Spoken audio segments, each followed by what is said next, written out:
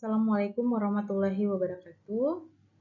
Baiklah, pada pertemuan kali ini kita akan membahas tentang pencatatan transaksi dan proses penjurnalan.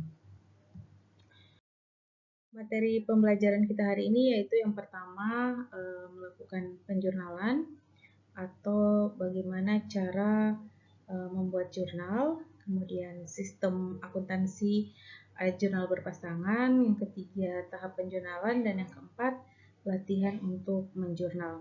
Jadi seperti pertemuan-pertemuan kemarin itu kita sudah membahas masalah-masalah ini ya.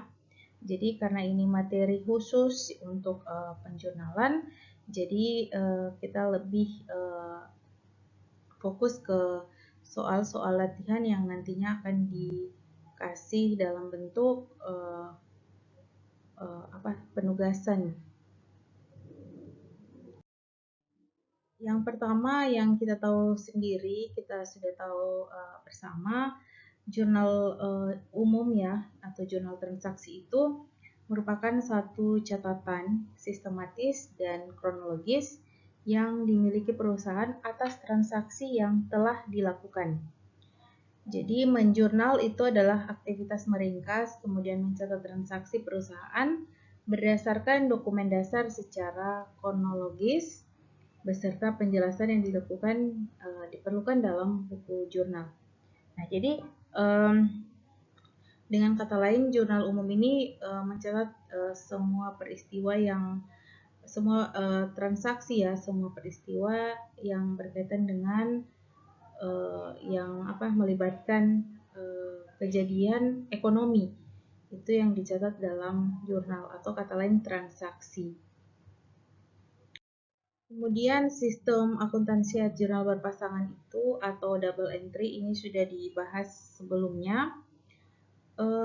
Ini merupakan konsekuensi pencatatan akuntansi itu, debit kredit itu kan merupakan konsekuensi dari jurnal berpasangan ya, atau ayat jurnal berpasangan atau double entry dual system. Jadi setiap transaksinya itu memerlukan ayat pembukuan.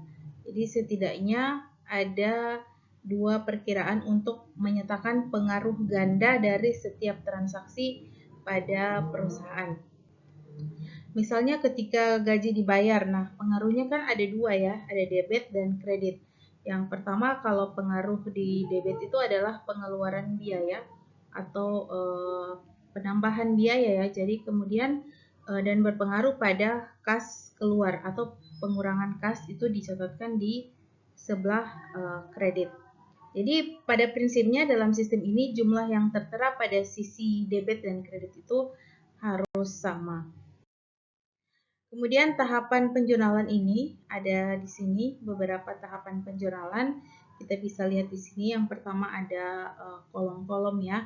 Jadi ada tanggal transaksi, kemudian kita harus melihat menganalisa akun-akun yang akan didebit, kemudian yang akan dikredit sesuai dengan transaksi atau kejadian perusahaan pada tanggal itu.